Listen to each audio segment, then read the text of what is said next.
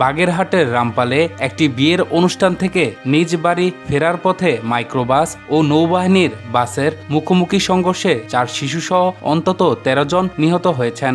নিহতদের মধ্যে একই পরিবারের 12 জন সদস্য রয়েছেন। বৃহস্পতিবার উপজেলার খুলনা মংলা মহাসড়কের শেওলা বুনিয়ার বেলাই ব্রিজের কাছে এই দুর্ঘটনা ঘটে।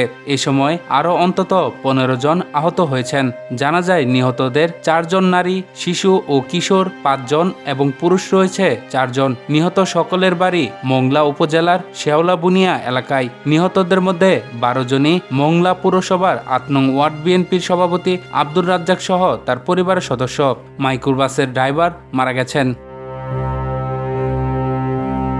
নিহত 9 জনের মরদেহ খুলনা মেডিকেল কলেজ হাসপাতালে আনা হয়েছে বলে হাসপাতাল সূত্রে জানা গেছে। বাকি 4 জনের মরদেহ রামপাল স্বাস্থ্য কমপ্লেক্সে নেওয়া হয়েছে।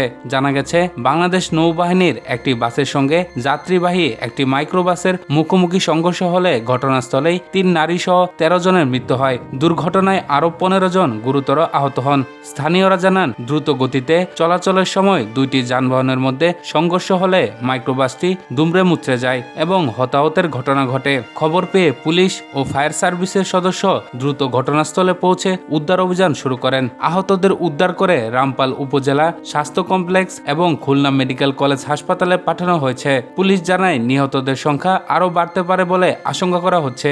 এদিকে দুর্ঘটনার পর এলাকায় শোকের ছায়া নেমে এসেছে।